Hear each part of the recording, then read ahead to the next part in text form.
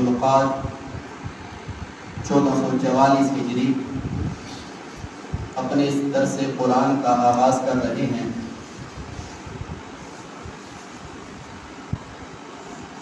اس سلسلے میں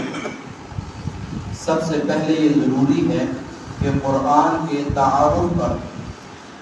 introduction of the قرآن کے تعارف پر چند چیزیں آپ حضرات کے سامنے پیش کر دی جائیں تاکہ ہفتہ وار ہمارا یہ درس قرآن کا سلسلہ آگے جاری رہے۔ تو اس سے پہلے چند ضروری معلومات قرآن کے حوالے سے آپ حضرات کے علم میں ہونی چاہیے۔ چند چیزیں ان میں سے ہو سکتا ہے ایسی ہوں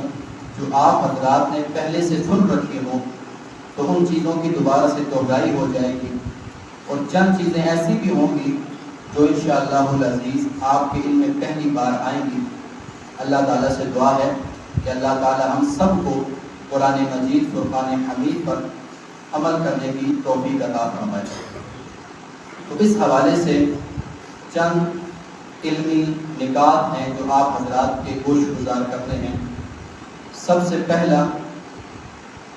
کہ ہم مسلمانوں کا قرآن مجید کے حوالے سے جو بنیادی عقیدہ ہے وہ یہ ہے کہ یہ قرآن جس طرح اللہ کی کتاب ہے اسی طرح یہ اللہ کا کلام بھی ہے۔ قرآن مجید فرقان حمید کے علاوہ جتنی بھی دوسری کتابیں ہیں ان کو اللہ کی کتابیں تو کہا جاتا ہے لیکن اللہ کا کلام نہیں کہا جاتا۔ نہ ہی دوسری کتابوں کے ماننے والے خود یہ کہتے ہیں کہ یہ اللہ کا کلام ہے، بلکہ وہ بھی یہی دعویٰ کرتے ہیں کہ یہ اللہ کی کتاب ہے، یہ جس نے اس جہان کو تخلیق کیا اس کی طرف سے یہ کتاب ہماری رہنمائی کے لیے آئی ہے۔ لیکن قرآن مجید کے اندر سورہ توبہ میں جہاں پر اللہ تعالیٰ نے صحابہ کرام کو جب پورے عرب پر غلبہ ہو گیا تھا تو اس وقت مشرکین کو کے بارے میں یہ حکم دیا گیا کہ اے مسلمانوں، اے صحابہ کرام کی جماعت، مشرکین پورے عرب کے اندر جہاں بھی تم کو ملے تم ان کو پکڑو اور قتل کر دو۔ یعنی اب عرب کی سرزمین میں مشرکین نہیں آئیں گے۔ یہ صحابہ کرام کو حکم دیا گیا کہ جہاں بھی مشرکین ملے ان کو قتل کر دو، لیکن ساتھ یہ بھی ارشاد فرمایا کہ اگر کوئی مشرک تمہارے پاس آئے اور امان لینا چاہے کہ میں کچھ دن آپ کے پاس رہنا چاہتا ہوں، اللہ کا کلام سننا چاہتا ہوں، تو تم اس کو مہلت دے دو۔ تو اللہ رب العالمین نے سورہ توبہ میں ارشاد فرمایا حتی یسمع کلام اللہ، یہاں تک کہ وہ مشرکین جو تمہارے پاس امان لینے کے لیے آئیں، تمہاری قید میں آئیں، تم ان کو اللہ کا کلام سنا دو۔ تو سورہ توبہ میں خود قرآن مجید کو اللہ کا کلام کہا گیا ہے۔ اس کے علاوہ علمی نقطہ نمبر 2 کہ ہماری اس الہامی کتاب میں خود اس کتاب کا نام قرآن موجود ہے۔ قرآن مجید کے اندر اللہ تعالیٰ نے مختلف مقامات پر اس کتاب کو قرآن کہا ہے۔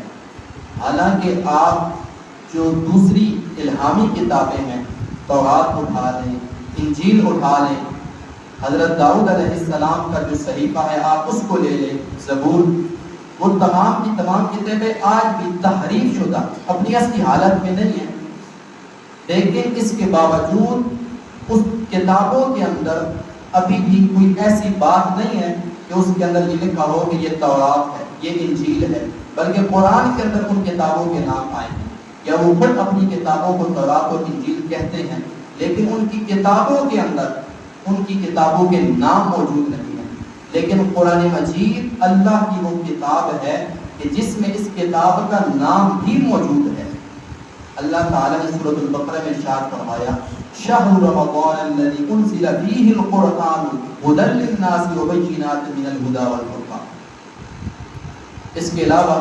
اللہ رب العالمین نے سورہ یاسین میں اس قرآن مجید کی قسم اٹھائی، یاسین والقرآن الحکیم، یاسین اور حکمت والے قرآن کی قسم۔ تو لہذا اس کے علاوہ بھی بے شمار ایسی آیات ہیں جہاں پر اللہ رب العالمین نے اس کتاب کا نام قرآن ذکر کیا ہے، تو یہ بھی اس قرآن مجید ہی کا اعزاز ہے۔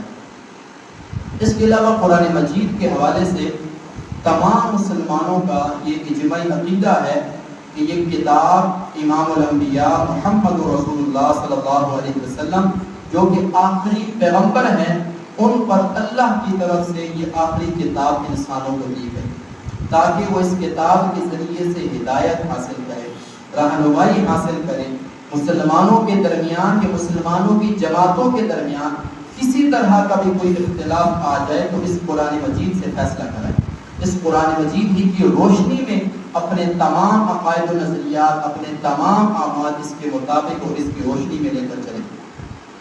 اس کے علاوہ علمی نقطہ نمبر 4، ہم مسلمانوں کا یہ عقیدہ ہے کہ یہ کتاب، یہ قرآن لفظ با لفظ ہم تک پہنچی ہے۔ احادیث کے بارے میں ہمارا جو نقطہ نظر ہے وہ یہ ہے کہ احادیث لفظ با لفظ ہم تک نہیں پہنچی، کچھ ایسی احادیث ہیں جو لفظ با لفظ بھی پہنچی ہیں، لیکن اکثر احادیث کے متعلق ہمارا یہ عقیدہ ہے، ہمارا یہ ماننا ہے کہ وہ بالمفہوم یا بالمعانی پہنچی ہیں۔ یعنی نبی صلی اللہ علیہ وآلہ وسلم نے ایک خطبہ میں 100-200 صحابہ کرام موجود ہیں سامنے، انہیں خطبہ دے رہے ہیں، ان میں سے 5-6 صحابہ کرام باہر جا کر نبی علیہ السلام کا وہ بیان، وہ احادیث، وہ اقوال آگے بیان کرتے ہیں، تو ہر ایک کے الفاظ میں تھوڑی بہت تبدیلی ہے۔ ہم اپنے جمعے کے خطبے کا یا یہاں پر موجود اس خطبے کا اگر حساب لگا لیں تو آپ میں سے جتنے افراد جب باہر جا کر کسی اور کو بتائیں گے کہ ہم نے خطبے میں یہ سنا، یہ سنا، یہ سنا، تو ہر ایک کے الفاظ کچھ مختلف ہوں گے، مفہوم ایک ہوگا لیکن الفاظ کے اندر بہت سی تبدیلیاں آ جائیں گی۔ یہ ایک انسانی فطرت ہے کہ انسان ہر چیز کو اس طرح محفوظ نہیں کر سکتا، اسی لیے نبی علیہ السلام کی احادیث کے حوالے سے بھی ہمارا یہی ماننا ہے کہ نبی علیہ السلام کی احادیث بالمفہوم آگے بیان ہوئی ہے۔ ان کے اندر اگر آپ ایک ہی واقعہ کے حوالے سے احادیث کو اٹھا کر دیکھ لیں تو بعض جگہ آپ کو مختلف الفاظ ملتے ہیں، دوسری حدیث میں کچھ مزید زیادہ الفاظ ہوں گے، لیکن تمام الفاظ کا مفہوم تقریباً ایک جیسا ہوگا۔ مثال کے طور پر صحیح بخاری اور صحیح مسلم کے اندر ایک حدیث مبارکہ ہے کہ حضرت ابو ہریرہ رضی اللہ تعالیٰ عنہ ایک جگہ حدیث بیان کر رہے ہیں، دوسری جگہ حضرت انس بن مالک وہ حدیث بیان کر رہے ہیں۔ حدیث کیا ہے کہ نبی علیہ السلام نے ارشاد فرمایا والذی نفسی بیدہ محمد، ایک حدیث میں یہ الفاظ ہیں جو حضرت ابو ہریرہ روایت کر رہے ہیں کہ اس ذات کی قسم جس کے قبضہ قدرت میں میری جان ہے، یعنی پہلے یہ قسم اٹھائی کہ مجھ محمد کی رب کی قسم، اور دوسری حدیث میں یہ قسم کے الفاظ ہی ہیں۔ ایک حدیث میں یہ الفاظ ہیں کہ نبی علیہ السلام نے ارشاد فرمایا کہ تم میں سے کوئی شخص اس وقت تک مومن نہیں ہو سکتا جب تک کہ میں تمہیں تمہاری اولاد اور تمہارے والدین سے بڑھ کر محبوب نہ ہو جاؤں۔ ایک اور حدیث اٹھائیں، اس کے اندر مزید 1-2 الفاظ کا اضافہ ہے، وہاں پر الفاظ ہے کہ تمام انسانوں سے بڑھ کر محبوب نہ ہو جائیں۔ ایک اور حدیث ہے، اس کے اندر مزید ایک الفاظ کا اضافہ ہے کہ وہاں پر ہے کہ میں تمہیں تمہارے مال سے بڑھ کر محبوب نہ ہو جائے۔ یعنی جتنے لوگ سنتے تھے ان کو جتنا یاد رہتا تھا وہ آگے مفہوماً بیان کر دیتے تھے۔ تو احادیث کے بارے میں ہمارا یہی ماننا ہے، یہی نقطہ نظر ہے کہ احادیث بالمفہوم بیان ہوئی ہے، لیکن قرآن مجید کا یہ اعزاز ہے کہ اس کا لفظ با لفظ، حرف با حرف، جس طرح نبی علیہ السلام کو حضرت جبریل امین نے پہنچایا، نبی علیہ السلام نے تمام صحابہ کرام کو دیا، اسی طرح اجماعی طور پر وہ صحابہ کرام سے تابعین اور نسل در نسل ہم تک پہنچا ہے۔ اس کے بارے میں بے شمار دلیلیں اور ثبوت دیے جا سکتے ہیں۔ مثال کے طور پر یہ کہ آج اگر ہم انجیل کو دیکھیں تو 4 انجیلیں آج بھی ہمارے پاس موجود ہیں۔ خود عیسائیوں کے اندر یہ بات موجود ہے کہ حضرت عیسیٰ علیہ السلام کے بعد تقریباً 70 سالوں کے اندر 70 انجیلیں بن چکی تھیں۔ اس وقت پھر پادریوں نے یہ فیصلہ کیا کہ یہ کہ ہماری 70 انجیلیں ہیں، ہم کس کو کس انجیل کے بارے میں حوالہ دیں، تو انہوں نے اس 70 انجیلوں میں سے 4 انجیلوں کا انتخاب کیا، باقی سب انجیلوں کو ختم کر دیا۔ اب کیا خبر اس میں سے کون سی انجیل حضرت عیسیٰ علیہ السلام کی تھی اور کون سی وہ انجیل تھی جس کے اندر تبدیلی ہو چکی تھی۔ آج بھی جو 4 انجیلیں موجود ہیں وہ بھی مختلف لوگوں کی ہیں۔ ایک انجیل کے اندر کچھ مختلف باتیں موجود ہیں، دوسری انجیل کے اندر کچھ اور باتیں ہیں، اس کے اندر تاریخ ہو چکی ہے۔ تو لہذا آج بھی عیسائیوں کے پاس کوئی ایک انجیل نہیں ہے۔ اس کے علاوہ حضرت داؤد علیہ السلام کی جو زبور ہے صحیفہ آج بھی موجود ہے، لیکن اس کے اندر روایتوں میں آتا ہے، علماء بیان کرتے ہیں کہ 100 سے زیادہ دوسرے شاعروں کے نغمے بھی شامل ہو چکے ہیں۔ یعنی حضرت داؤد علیہ السلام کی سریلی آواز تھی، تو وہ لوگوں کو جب دعوت دیتے تھے تو ہم تو ثنا بیان کر کے نعتیں پڑھ کے لوگوں کو اللہ کا پیغام پہنچاتے تھے، تو ان کے جو نغمے ہیں وہ بیان ہوئے ہیں، لیکن ان نغموں کے اندر 100 سے زیادہ دوسرے شاعروں کا کلام بھی شامل ہو چکا ہے۔ اب کیا خبر کہ ان 100 میں سے حضرت داؤد علیہ السلام کا کلام کون سا ہے اور دوسرے شاعروں کا کلام کون سا ہے۔ لیکن قرآن مجید کے حوالے سے آج کے اس دور کے اندر، سائنسی دور میں بھی جو پرانے نسخے ملے ہیں ان کی بھی جب کہا جاتا ہے کاربن ڈیٹنگ کہا جاتا ہے، جس کے ذریعے سے صفحے کے اوپر جو چیز لکھی ہوئی ہے سائنسی طور پر یہ چیک کیا جا سکتا ہے کہ یہ کتنے سال پرانی ہے۔ تو آج بھی اس دور کے اندر 4 ایسے قرآن مجید کے نسخے، ایک ترکی کے اندر، ایک رشیا کے اندر، ایک شاید عراق یا ایران کے اندر موجود ہے، اس کے علاوہ ایک نسخہ اور بھی برمنگھم کے اندر موجود ہے۔ یہ 4 نسخے موجود ہیں۔ جب ان کی کاربن ڈیٹنگ کی گئی، یہ چیک کیا گیا کہ یہ کتنے سال پرانے ہیں، تو یہ معلوم ہوا کہ یہ حضرت عثمان رضی اللہ عنہ کے دور کے نسخے ہیں۔ تو سائنسی طور پر بھی یہ بات ہمیں معلوم ہے کہ یہ قرآن مجید وہی قرآن مجید ہے جو صحابہ کرام کے زمانے کے اندر موجود تھا۔ امریکہ کا ایک عیسائی پادری، جب اس کو یہ معلوم ہوا، اس کا انٹرویو بھی یوٹیوب کے اندر آیا تھا، جب اس کو یہ معلوم ہوا کہ قرآن مجید کا صرف ایک ہی نسخہ ہے تو وہ بہت زیادہ حیران ہوا۔ اس نے جب مزید تحقیق کی تو اسے معلوم ہوا کہ قرآن مجید جس طرح اللہ کے پیغمبر پر نازل ہوا تو اسی طرح آج ہم تک محفوظ ہے، جبکہ قرآن مجید کے علاوہ کوئی اور کتاب ایسی نہیں جو اتنی زیادہ قدیم اور پرانی ہو اور آج تک اپنی اسی اصلی حالت میں موجود ہو، اور وہ اس وجہ سے اس نے کلمہ پڑھ لیا اور مسلمان ہو گیا۔ تو یہ بھی قرآن مجید کا ایک بہت بڑا معجزہ ہے۔ اس کے علاوہ ایک چیز اور، 5واں نقطہ، کہ قرآن مجید تمام مسلمانوں کے پاس، چاہے مسلمانوں کے اندر مسلمانوں کا کوئی بھی فرقہ ہو، ان کے اندر جو قرآن مجید موجود ہے وہ یہی قرآن مجید ہے۔ ہمارے ہاں ایک غلط تصور پایا جاتا ہے کہ شیعہ کے ہاں قرآن جو ہے وہ یعنی 40 پارے تھے، 10 پارے بکری کھا گئے، اس طرح کی روایتیں موجود ہیں، اس میں کوئی شک نہیں۔ لیکن ایران سے جو قرآن مجید شائع ہو رہا ہے وہ بھی اگر اٹھا کر دیکھیں تو وہی بھی یہی قرآن مجید ہے۔ جس طرح ہم اہل سنت کے اندر اہل حدیث ہیں، وہ بھی اپنے آپ کو اہل سنت کہتے ہیں، جو بندی ہے ان سے پوچھیں وہ کہیں گے کہ ہم اصلی اہل سنت ہیں۔ اس کے علاوہ اہل سنت کے اندر اور بہت سے ایسی جماعتیں، گروہ اور جو تفریقیں ہو چکی ہیں وہ موجود ہیں، وہ سب کے سب یہ کہتے ہیں کہ اصلی اہل سنت ہم ہیں۔ اسی طرح شیعہ کے اندر بے شمار تقسیمیں اور فرقے بن چکے ہیں، بے شمار گروہ بندیاں ہو چکی ہیں۔ ایران کے جو شیعہ ہیں، عراق کی جو شیعہ ہیں، یعنی جو ایک حکومت کے اندر ہیں، جن کی اکثریت پاکستان میں بھی موجود ہے، ان کے اگر قرآن مجید دیکھیں تو ان سب کا یہی ماننا ہے کہ قرآن مجید جس طرح نبی علیہ السلام نے صحابہ کرام کو دیا تھا اسی اصلی صورت میں آج ہمارے پاس موجود ہے۔ شیعہ کے کچھ فرقے ایسے ہیں، پاکستان کے اندر بھی وہ موجود ہیں اور دوسرے ملکوں کے اندر بھی موجود ہیں، ان کی جو زیادہ جماعت ہے وہ شام کے اندر ہے۔ ان کا یہ ماننا ہے کہ قرآن مجید اصلی حالت حضرت علی رضی اللہ عنہ کے پاس تھا، اور اس کے بعد جب امام مہدی آئیں گے تو وہ اس قرآن کو لے کر آئیں گے۔ صرف شیعوں کے اندر کچھ ایسے لوگوں کا یہ ماننا ہے، اگر آپ ایران کے شیعہ کا فتویٰ پڑھیں تو ان کا بھی یہ فتویٰ نیٹ کے اندر بھی موجود ہے کہ وہ بھی یہ کہتے ہیں کہ جو قرآن کو مکمل نہیں مانتا ہم اس کو کافر کہتے ہیں۔ لہذا ہمارے ہاں جو یہ تصور موجود ہے کہ شیعہ جو ہے تمام کے تمام قرآن کو مکمل نہیں مانتے، یہ تصور غلط ہے۔ اس حوالے سے اہل سنت اور اہل تشیع کے اکثر جو فرقے اور جماعتیں ہیں ان سب کا یہ ماننا ہے کہ قرآن مجید مکمل اور صحیح سلامت صورت کے اندر آج ہمارے پاس محفوظ ہے۔ اس کے علاوہ ایک چیز علمی نقطہ یہ بھی استعمال فرما لیجیے، علمی نقطہ نمبر 6، کہ قرآن مجید کو اللہ رب العالمین نے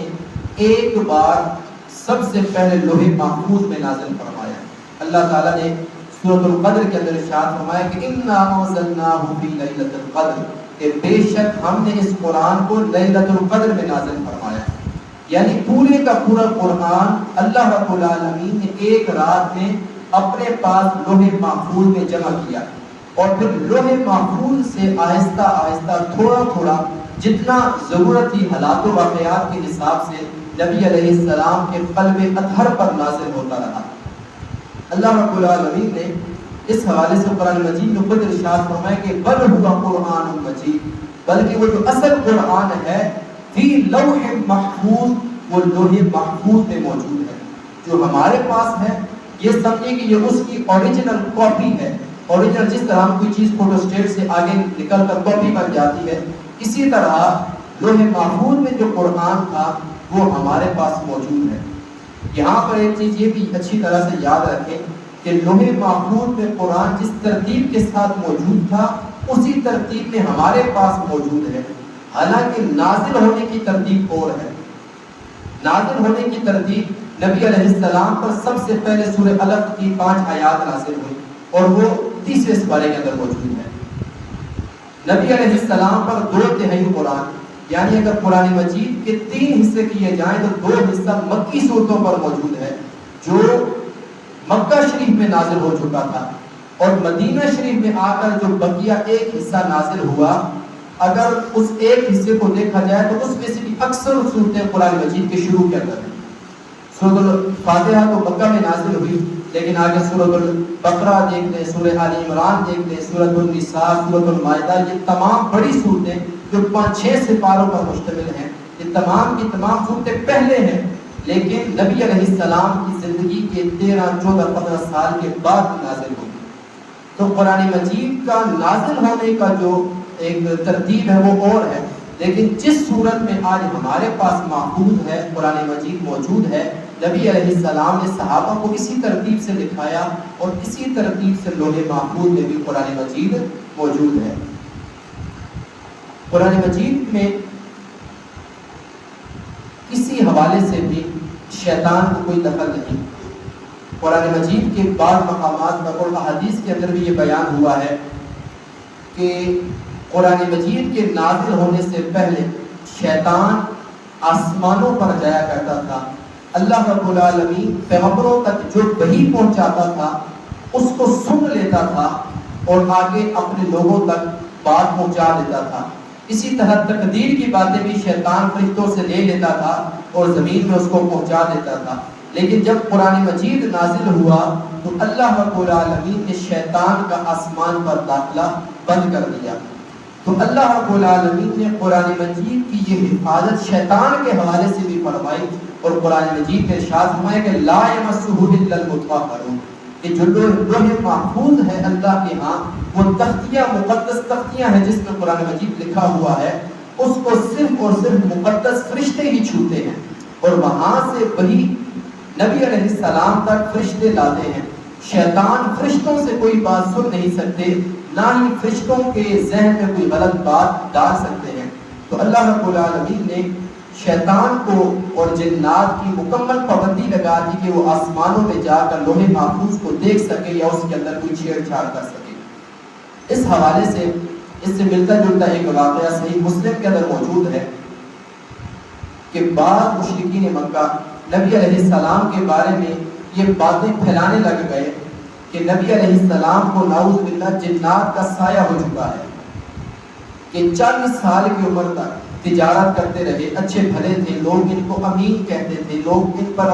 ان کے پاس اپنی امانتیں رکھواتے تھے، لیکن 40 سال کی عمر کے بعد کیا ہو گیا کہ اچانک یہ غاروں میں جانے لگ گئے، اور اچانک سے انہوں نے یہ دعویٰ کر دیا کہ میں اللہ کا پیغمبر ہوں۔ تو بہت سے لوگ یہ باتیں پھیلانے لگ گئے تھے کہ ان پر غار کے اندر کسی آسیب کا، کسی جن کا سایہ ہو چکا ہے۔ تو ایک زمان نامی عامل تھا جو جنات کو قابو کیا کرتا تھا، جھاڑ پھونک کیا کرتا تھا، اس کو بلایا گیا اور اس کو کہا گیا کہ تم اس شخص کے پاس جاؤ جو اپنے آپ کو نبی ہونے کا دعویٰ کرتا ہے، جو کہتا ہے کہ میں اللہ کا پیغمبر ہوں، حالانکہ اس سے پہلے تو بالکل وہ ٹھیک ٹھاک تھا، اس نے اپنی پوری زندگی 40 سالہ زندگی میں ایسی کوئی بات کبھی نہیں کی۔ جب وہ زمان نامی شخص نبی علیہ السلام کے پاس گیا، نبی علیہ السلام سے جا کر اس نے سوال کیا کہ آپ کو کیا مسئلہ ہے، آپ کو کوئی آثار نظر آتے ہیں؟ جس طرح ایک عامل شخص سوالات کرتے اس طرح اس نے سوالات کیے، تو نبی علیہ السلام نے اس کو کسی سوال کا جواب نہیں دیا، صرف اور صرف جو نبی علیہ السلام اپنا خطبہ شروع کرنے سے پہلے پڑھا کرتے تھے کہ ان الحمد للہ نحمدہ ونستعینہ ونستغفرہ ونعوذ باللہ من شرور انفسنا ومن سیئات اعمالنا من یهده اللہ فلا مضل له ومن یضللہ فلا ہادی له واشهد ان لا الہ الا اللہ وحدہ لا شریک له واشهد ان محمدا عبدہ ورسولہ۔ یہ کلمات پڑھے تو وہ آگے سے حیران ہو گیا، اس نے کہا کہ آپ پھر سے یہ کلمات پڑھیں۔ نبی علیہ السلام نے دوسری مرتبہ یہ کلمات پڑھے، اس نے پھر کہا کہ تیسری مرتبہ یہ کلمات پڑھیں۔ نبی علیہ السلام نے تیسری بار یہ کلمات پڑھے اور اس نے کہا کہ کسی جن کا آسیب، کسی جن اور آسیب کا اس طرح کا اثر نہیں ہوتا، بلکہ یہ اللہ کے سچے پیغمبر ہیں، اور انہوں نے وہیں پر نبی علیہ السلام کے ہاتھ پر بیعت کی اور کلمہ پڑھ دیا۔ تو یہ نبی علیہ السلام کے حوالے سے جو جنات کا اثر تھا، اس حوالے سے جو غلط باتیں مشہور تھیں، اس کا جب وہ جھاڑ پھونک کرنے والے نے آ کر جائزہ لیا تو خود اس نے تسلیم کر لیا، لیکن دوسرے لوگ پھر بھی یہ کہتے رہے کہ نبی علیہ السلام پر جنات کا واسف کا سایہ ہے۔ تو اللہ رب العالمین نے جس طرح قرآن مجید کو نبی علیہ السلام کو اس طرح سے تمام چیزوں سے محفوظ رکھا، تو اللہ رب العالمین نے قرآن مجید کو آج تک اس تمام شیطانوں سے، تمام شیطان کی چالوں سے محفوظ رکھا ہوا ہے۔ اس کے بعد 8واں جو نکتہ ہے وہ یہ کہ قرآن وہ واحد معجزہ ہے جو نبوت کی دلیل ہے۔ یعنی جب حضرت موسیٰ علیہ السلام آئے تو ان کے پاس اپنی لاٹھی تھی، اپنا عصا تھا، انہوں نے اپنا عصا زمین پر مارا، سانپ بن گیا، تو یہ ان کے نبی ہونے کی دلیل تھی۔ آج وہ عصا اگر کہیں سے ڈھونڈ بھی لیا جائے تو وہ دوبارہ سے سانپ نہیں بن سکتا۔ یہ صرف اور صرف حضرت موسیٰ علیہ السلام کے ہاتھوں کا کمال تھا کہ وہ اژدہا بن گیا، تو یہ ان کے نبی ہونے کی دلیل تھی۔ اس کے بعد حضرت عیسیٰ علیہ السلام نے مردوں کو زندہ کر دیا۔ یہاں پر یہ بات بھی یاد رکھیں کہ نبیوں کو جو معجزے ملتے ہیں، جس دور کے اندر وہ اپنا معجزہ پیش کرتے ہیں، وہ اس دور کا سب سے بڑا چیلنج ہوتا ہے۔ یعنی حضرت موسیٰ علیہ السلام کے دور میں جادوگری کا بہت زیادہ زور تھا، بڑے بڑے ماہر جادوگر موجود تھے، تو نبی کو، اس دور کے نبی کو یہ معجزہ بھی دیا گیا کہ بڑے بڑے جادوگر بھی اس کا مقابلہ نہ کر سکے۔ بلکہ جب جادوگروں نے دیکھا کہ ہم نے تو جو سانپ وہ لوگوں کو نظر آنے کے لیے صرف بنائے تھے، وہ حقیقت میں سانپ نہیں تھے، نہ وہ کسی کو ڈس سکتے تھے، نہ کسی کو نقصان پہنچا سکتے تھے، بلکہ صرف لوگوں کو نظر آ رہے تھے، لیکن انہوں نے اپنی آنکھوں سے دیکھا کہ حضرت موسیٰ علیہ السلام نے جو اژدہا بنایا ہے، جو سانپ بنایا ہے، اس نے تو ہماری رسیوں اور لاٹھیوں کو نگل لیا ہے، ہمارے ان مصنوعی سانپوں کو نگل لیا ہے، یہ تو حقیقت میں سانپ بن گیا ہے۔ ان کو معلوم تھا کہ جادو کے زور پر ہم کیا کر سکتے ہیں، ان کو پتہ لگ گیا کہ یہ جادو سے اوپر کی کوئی چیز ہے، یہ جادو نہیں ہے، تو فوراً ایمان لے آئے۔ اس کے بعد حضرت عیسیٰ علیہ السلام کے معجزات کو دیکھیں، ان کے دور کے اندر بڑے بڑے طبیب موجود تھے، بڑے بڑے ڈاکٹر موجود تھے جو بڑے بڑے امراض کا علاج کیا کرتے تھے، تو حضرت عیسیٰ علیہ السلام کے بھی معجزے ایسے ملے کہ بڑے سے بڑا طبیب ہو ان کا کوئی مقابلہ نہ کر سکے۔ یعنی ایک مٹی کی مورت بنائی، ایک پرندہ بنایا، اس پر پھونک ماری، اللہ رب العالمین کی اذن سے وہ اڑنے لگ گیا۔ بچپن سے وہ نابینا جس کو دکھائی نہیں دیتا تھا، جس کی آنکھ ہی نہیں تھی، آج میڈیکل اتنی زیادہ ترقی کر چکی ہے، لیکن اس سب کے باوجود وہ جو پیدائشی اندھا ہو اس کو آنکھ نہیں دی جا سکتی۔ لیکن حضرت عیسیٰ علیہ السلام کو یہ معجزہ دیا گیا کہ جو پیدائشی نابینا تھے وہ ایک مٹی کا ڈھیلا بنا کر اس کی آنکھ پر رکھتے اور پھونک مارتے، وہ حقیقت میں آنکھ بن جاتی۔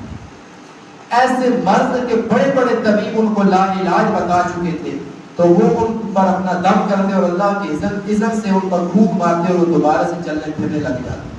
یہاں تک کہ مردوں کو بھی انہوں نے زندہ کر دیا اس دور کے اندر۔ بلکہ آج کے اس ترقی یافتہ دور کے اندر بھی حضرت عیسیٰ علیہ السلام کے معجزات کو دوبارہ سے ظہور میں لانا، دوبارہ سے ان کو سامنے لانا، آج کی میڈیکل سائنس بھی اتنی زیادہ ترقی کرنے کے باوجود بھی اس کا مقابلہ نہیں کر سکتی۔ اسی طرح نبی علیہ السلام کے دور میں بھی جو عرب کے لوگ تھے اپنے آپ کو بہت بڑا خطیب کہتے تھے، اپنے آپ کو بہت بڑا عربی دان کہتے تھے کہ ہم اہل زبان ہیں، اور اپنے علاوہ باقی لوگوں کو وہ گونگا کہتے تھے۔ عربی عام گفتگو کے اندر بھی، عام بول چال کے اندر بھی شاعری کے انداز میں باتیں کر لیتے تھے۔ تو اس دور کے اندر جب معجزہ بھیجا تو اللہ رب العالمین نے ایسا معجزہ بھیجا کہ بڑے بڑے شاعر بھی دنگ رہ گئے۔ آپ قرآن مجید کی مختلف صورتیں اٹھا لیں تو قرآن مجید ایک بات شروع کرتا ہے، ہر آیت کے آخر میں آپ کو دیکھنے کو ملے گا کہ ایک جیسے الفاظ ختم ہو رہے ہیں۔ جس طرح ہم شاعری کے اندر دیکھتے ہیں آخری لفظ جو ہے وہ ملتا جلتا ہوتا ہے، اسی طرح قرآن مجید کی صورتوں کے اندر آپ دیکھتے ہیں والشمس وضحاها والقمر اذا تلاها والنهار اذا جلاها والليل اذا يغشاها۔ قرآن مجید کے آخر کے اندر وہ تمام الفاظ اس طرح ملے جلے آ رہے ہیں کہ یہاں تک کہ بڑے بڑے شاعر حیران رہ گئے کہ قرآن تو عام سادے انداز میں ایک پیغام دے رہا ہوتا ہے، لیکن اس کے اندر بھی اتنا زبردست مقابلہ ہوتا ہے کہ ہم بڑے بڑے شاعر بھی اس کا مقابلہ نہیں کر سکتے۔ تو وہ بھی حیران رہ گئے۔ یہاں پر عربی زبان کے حوالے سے یہ خاصیت بھی یہ جان لیجئے کہ قرآن مجید کی جو عربی ہے یہ اس دور کے اندر اگر اس کے الفاظ پر غور کیا جائے، اردو زبان کے الفاظ کو دیکھیں تو اس کے بارے میں اہل زبان یا اہل لغت کہتے ہیں کہ جس کو 60,000 اردو الفاظ یاد ہوں تو آسانی سے اردو بول سکتا ہے۔ انگلش کے بارے میں ہے کہ جس کو 1,00,000 انگلش کے الفاظ یاد ہوں تو وہ آسانی سے انگلش کے الفاظ یعنی انگلش زبان بول لے گا۔ لیکن عربی زبان کے حوالے سے 20 لاکھ مادہ ہیں، یعنی 20 لاکھ مادے سے ایک ایک مادے سے 50 60 70 مزید الفاظ نکلتے ہیں، یعنی دوسری زبانوں کے الفاظ کا حساب لگایا جائے تو وہ چند ہزاروں یا چند لاکھ پر مشتمل ہیں، اور عربی زبان کے الفاظ کا حساب لگایا جائے تو یہ کروڑوں میں جاتے ہیں۔ یعنی قرآن مجید کی جو یہ زبان عربی اتنی فصیح و بلیغ اور اتنی بڑی ہے، اسی وجہ سے جو عربی ہیں وہ ہمیں گونگا کہتے تھے۔ اس کے علاوہ قرآن مجید کے حوالے سے ایک بات یہ بھی یاد رکھیں کہ قرآن مجید کے اندر نبی علیہ السلام کے دور میں نازل ہوا اور آج تک قرآن کے علاوہ جو دوسرے علوم ہیں جس طرح کے موجودہ دور میں سائنس ہے، یہ جتنا بھی آگے بڑھتی جائے گی قرآن مجید کی کسی آیت کو غلط ثابت نہیں کر سکتی۔ ایک فرانس کے اندر غیر مسلم ڈاکٹر تھا، سرجن تھا، اس نے قرآن مجید کے بارے میں جب پڑھا، قرآن مجید پر غور کیا، قرآن مجید کے علاوہ دوسری جو تورات اور انجیل موجود تھی ان پر غور کیا، تو وہ اس نتیجے پر پہنچا کہ تورات اور انجیل کو اگر موجودہ سائنس کی روشنی میں بھی دیکھیں، یعنی سائنس کی وہ باتیں جو تسلیم شدہ ہیں، تمام مسلمان ہو یا عیسائی ہو یہودی ہو سارے مانتے ہیں کہ یہ سائنس کے اندر تسلیم شدہ اصول ہے، ان تمام سائنسی اصولوں کی روشنی میں اگر دیکھا جائے تو قرآن مجید کی کوئی ایک آیت بھی سائنس کے خلاف نہیں ہے۔ جبکہ تورات کو اٹھا لیں، انجیل کو اٹھا لیں، ہندوؤں کی کتابوں کو اٹھا لیں، ان کے اندر ایسی خامیاں موجود ہیں کہ موجودہ جو سائنسی علم ہے وہ ان باتوں کی تردید کرتا ہے۔ تو وہ قرآن مجید کو پڑھنے کے بعد سائنسی اصولوں کی روشنی میں وہ ایمان لے آیا اور مسلمان بن گیا۔ تو قرآن مجید ہر دور کے لحاظ سے اپنے لوگوں کو چیلنج کرتا ہے، ہر دور کے لحاظ سے اپنے لوگوں کو یہ تعلیم دیتا ہے کہ تم کوئی بھی علم پڑھ کر آؤ، قرآن مجید کا مقابلہ نہیں کر سکتے۔ قرآن مجید جس طرح نبی علیہ السلام کے زمانے کے اندر ایک واحد رہنمائی والی سچی کتاب تھی، اسی طرح قیامت تک آنے والے انسان کے لیے ایک رہنمائی والی کتاب ہے۔ کوئی اور دلیل، کوئی اور علم ایسا نہیں جو قرآن مجید کو غلط ثابت کر سکے۔ پچھلے دنوں ایک ملحد نے 60 آیات قرآن مجید کی ایسی نکالی جس کے اندر اس نے یہ اعتراض کیا کہ سائنس کے اصولوں کے خلاف ہے۔ تو ہمارے ہاں بے شمار ایسے محققین تھے جنہوں نے کھڑے ہو کر یہ اعلان کیا اور اس کی 60 دلیلوں کو رد کیا اور بتایا کہ تمہاری یہ 60 کی 60 دلیلیں سائنسی اصولوں کی روشنی میں کس طرح غلط ہیں۔ یعنی آج تک قرآن مجید کے جو اصول تھے ان کے قرآن مجید کے آیات کے خلاف کوئی شخص اپنی دلیل اور اپنا علم جو ہے وہ بیان نہیں کر سکا۔ اللہ رب العالمین سے دعا ہے کہ اللہ تعالی ہمیں قرآن مجید کو سمجھنے، قرآن مجید کو پڑھنے، قرآن مجید پر عمل کرنے اور قرآن کے پیغام کو دوسرے انسانوں تک پہنچانے کی توفیق عطا فرمائے۔ تو یہ آج جو ہمارے شروع میں قرآن مجید کا تعارف تھا صرف یہ ہوا ہے، چند علمی نکات جو ہیں وہ رہ چکے ہیں، انشاءاللہ العزیز وہ اگلے اتوار کو زیر پاس لائیں گے، چونکہ پہلے یہ باتیں ضروری ہیں تاکہ قرآن مجید کے ترجمے اور تفسیر کو شروع کرنے سے پہلے قرآن مجید کے بارے میں ہمیں جو بنیادی معلومات ہیں وہ اچھی طرح سے معلوم ہوں۔ اللہ تعالیٰ سے دعا ہے اللہ تعالیٰ ہمیں ان تمام باتوں پر سنا کر عمل کرنے کی توفیق عطا فرمائے۔ اقول قولی ھذا واستغفر اللہ لی ولکم ولسائر المسلمین آمین۔ الحمد للہ رب العالمین والصلاة والسلام علی سید الانبیاء والمرسلین اللهم نور قلوبنا بنور القرآن وسجل اخلاقنا بالقرآن ونجنا من النار بالقرآن۔ یا رب العالمین ہم نے جو کچھ اس درس کے اندر پڑھا سمجھا، یا رب العالمین ہم سب کو اس کو محفوظ کرنے اور اس کو اپنے علم کے اندر یاد رکھنے کی طور پر یا رب العالمین ہماری رہنمائی فرما۔ یا رب العالمین ہمیں قرآن مجید کو سمجھنے، اس پر عمل کرنے، اس کے پیغام پر غور کرنے، اس کے پیغام کو دوسرے انسانوں تک پہنچانے کی توفیق عطا فرما۔ یا رب العالمین ہم سب کو قرآن مجید کے مطابق اپنے شب و روز گزارنے کی توفیق عطا فرما۔ یا رب العالمین ہم سب کو نبی علیہ السلام کی تعلیمات کی روشنی میں اپنے شب و روز گزارنے کی توفیق عطا فرما۔ یا رب العالمین تمام امت مسلموں کو اتفاق و اتحاد کی دولت سے مالا مال فرما۔ ہر قسم کے بغض، حسد، کینہ، منافقت سے یا رب العالمین بچنے کی توفیق عطا فرما۔ یا رب العالمین ملک پاکستان کی حفاظت فرما۔ یا رب العالمین ہم سب پر اپنا خصوصی فضل و کرم فرما۔ اسی طرح درس قرآن کے اندر ہم سب کو شرکت کرنے کی توفیق عطا فرما۔ یا رب العالمین ہم سب پر اپنا خصوصی فضل و کرم فرما۔ جتنے بھی مسلمان بھائی ہم سے دعاؤں کی کرتے ہیں ان سب کی تمام نیک جائز حاجات کو پورا فرما۔ اللهم صل على محمد النبي الأمي وعلى آله وسلم تسليما۔ سبحان ربك رب العزة عما يصفون وسلام على المرسلين والحمد لله رب العالمين برحمتك يا أرحم